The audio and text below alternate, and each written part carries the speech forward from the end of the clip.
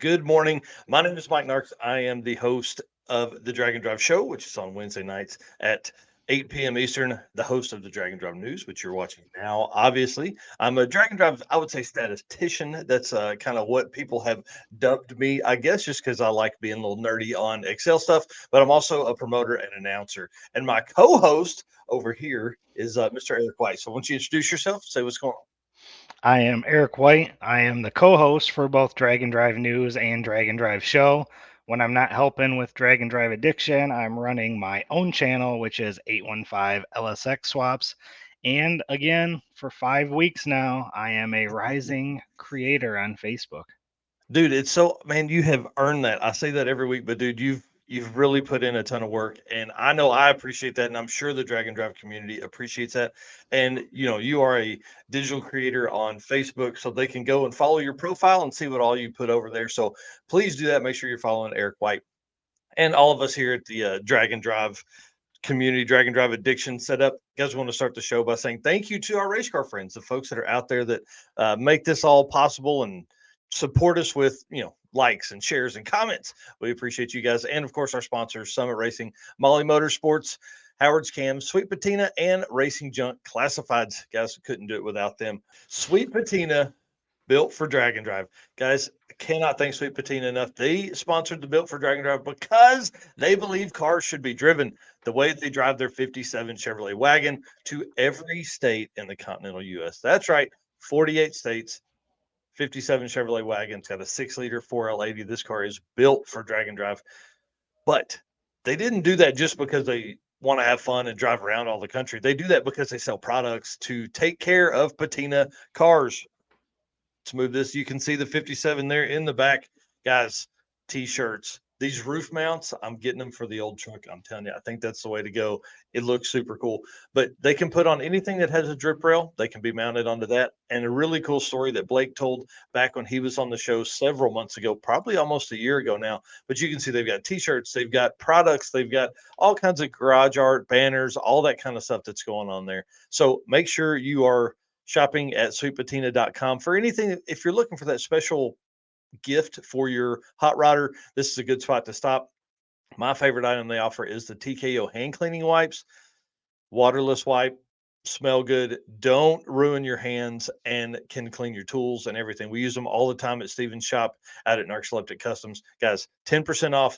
Please use the code DND57, sweetpatina.com, 10% off. All right, let's talk about their feature of the week. This week, one of my favorite people, I know that's second or third time we've said one of my favorites, but guys, Dustyn and Don Caudle are some of the coolest people that I know, right?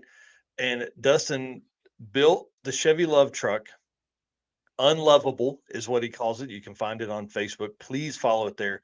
He has competed now at Death Week.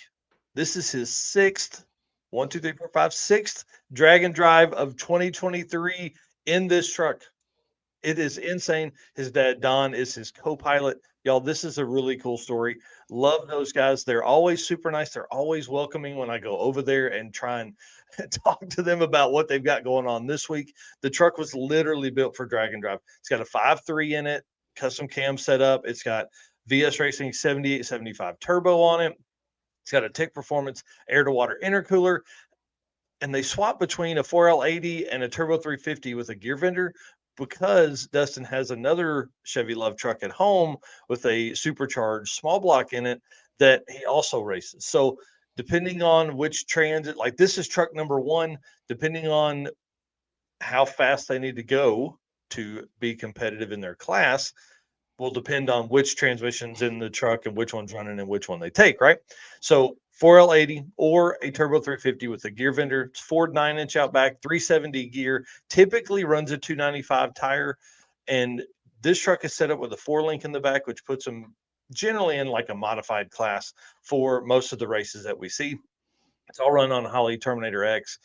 This truck's been a best of 917, which is almost a second and a half faster than when we first met them 3 or 4 years ago at Race Week. So the truck just keeps getting faster. He got his NHRA license and has just absolutely turned the truck up this year. So it's been awesome. He went 917 at Sick Week, ended with a 929 average at Sick Week. That's been his best finish of the year.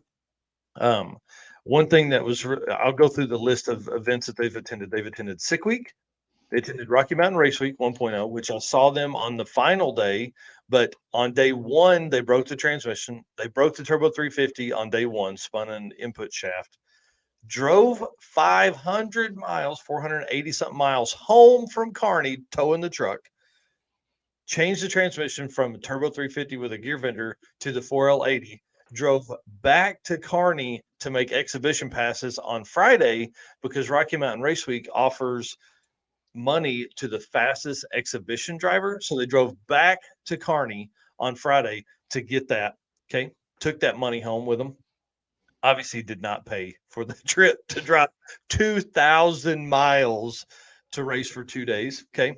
They've done 2 King of the Open Road this year, 2 King of the Open Road events, one in Oklahoma City and one in Tucson. So they were in Tucson a couple weeks ago because that event happened in what, September, October, right? So they were in Tucson. They drove back home.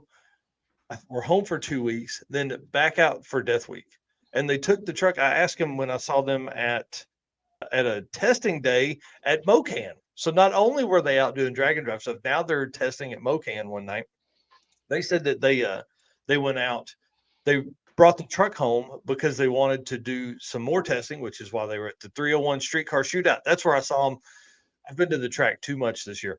And then yeah, well, probably not enough, really, to be honest. And then so they did all that back out there. They're 1,300 miles in to Death Week right now. So pretty intense. Congratulations to them. They are also intending to attend the King of the Open Road on November 17th, like I said earlier. That will give them 7 events this year because they have also competed in the circuit event, which is our event from 2023. So pretty crazy. That's 7 events for 2023.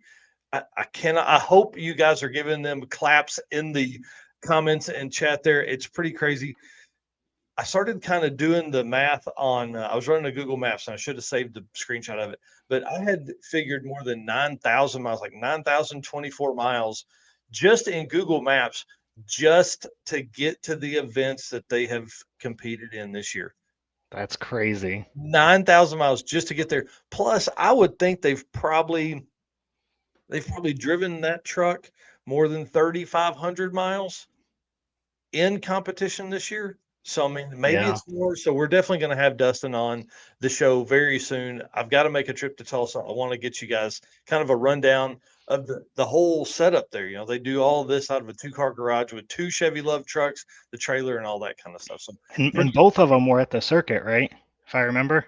Yeah, both trucks were at the circuit. Yep. So pretty crazy. And his brother Matt actually drove the truck, drove the secondary truck at the circuit. I say the secondary truck, the not fastest truck, which is what started all of this for Dustyn. He actually built the first truck and then went wild with this one here. So pretty cool. If you don't follow them, you need to. It's UnLuvable, UnLuvable on Facebook. Like, you've got to go follow that. It's really, really a cool follow. And they do a ton of stuff, obviously, all around. But then, to drag race that much on drag and drive events, but then also to be at the track as often as they are. I mean, these guys are built for drag and drive. So I'm proud to say they are my friends. I'm proud to say that is one of my favorite teams in all of drag and drive. And obviously the truck, I'm a huge fan of. Small vehicles, big motors, going fast. So, low 9-second stuff. The cage is started to 850, so I'm sure he's consistently turning it up. The great thing about Dustyn is he really does focus on trying to make the truck a little faster each time and not just go wild and not, he doesn't want to hurt it, obviously. So, but if he does, I mean, he's not scared to drive 1,000-mile round trip from Tuesday to Thursday and swap a complete transmission over to get it going. So anyways, I want to say thanks again to Sweet Patina for sponsoring the Built for Drag and Drive segment. They were the first company to give us our chance and support us monetarily. So we certainly appreciate them. And again, guys, DND57 is your 10% off code at checkout. Please use that on sweetpatina.com. You can see on this picture here the garage banners, they've got stickers, and of course shirts and other products. But not just products to keep, your shirts and stuff clean, but products to keep your car looking right. So thank you very much to them. I hope that you guys all will order some stuff from them and support what they do so they can support us. All right. That is your Built for Drag and Drive segment for October 28th.